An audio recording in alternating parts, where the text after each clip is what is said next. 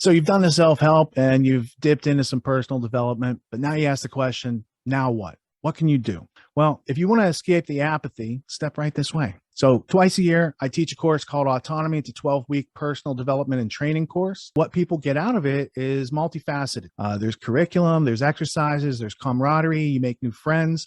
There's a whole lot of interesting things. We're going to hear a sample from the course right now, and let's take a look at the value these students are getting. We have a semi-extrovert people. They wanted me to call you out if I found an extrovert today. So being a musician, playing music, this is getting things out there, right? Another good part about extroverts is they have these high-minded ideas, these really great ideas, but they have no idea how to bring them and birth them into reality because that's not their skill set. They're up here, right? So he's like, Kid Rocker, got this idea. I don't know how to franchise that all over America. That's your side, right? But I know how to do this one thing. And then someone like me says, look, music is a huge part of the human experience. And we are so lucky to have access to music for thousands of years. Like you had to have somebody with the talent, the tool, and the time. Like they didn't have to be getting food. They have time to play music for you. Not everybody was getting access to that. I just made a playlist last night. And it was like 200 of the best albums in the past 100 years. For my nephew, because for his birthday, I got him a nice set of headphones because he got AirPods or whatever. I was like, you can't listen to music with those. God's sake, let's get you some real headphones, give you some real music, musical education that's going to last you the rest of your life, right? From Chopin to Thelonious Monk to Miles Davis to Led Zeppelin to, this is the best of the best in any genre. Equally, we need more people to know how to play any of those genres. And it's being lost and it's being auto-tuned.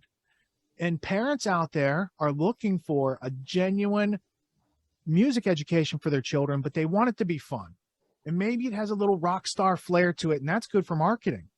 And then you have a referral system. It's like, hey, you want to be in the course or the class, go find 2 of your friends too, because you're going to need some people to practice with, right? And then you've got people with old instruments, and you got some used instruments. So people who don't have the money to get the instrument, but they have the ability or they have the passion is all it is. I mean, anybody here, if you watch Hitsville, the making of Motown, you'll see that a secretary on the right day when somebody else doesn't show up can stand up there and be Martha and the Vandellas next week, right? She was just secretary, and then somebody didn't show up for work. What happened was there was some rule in the recording industry. There had to be recording going. There had to be an artist in the studio. They came to inspect. They're coming with their bureaucracy. She gets up and acts like she's just, and it becomes a thing.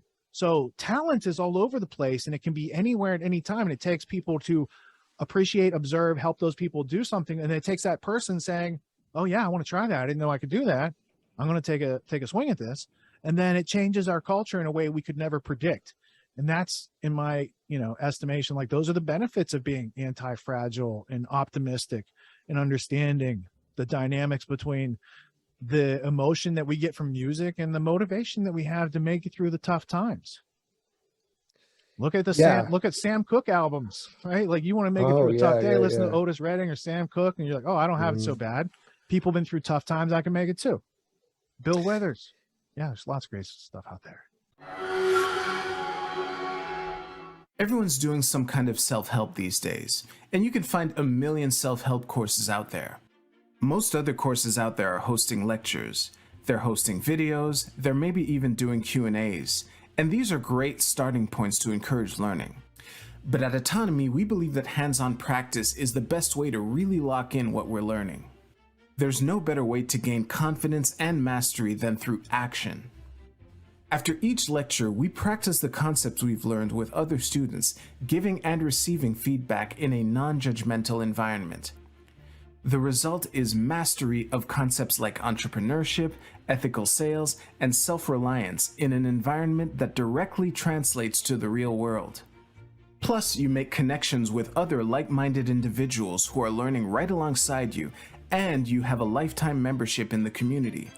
The Autonomy course with Richard Grove equips you with confidence, competence, and courage in a world filled with confusion and noise. You can learn more at getautonomy.info. We'll see you there.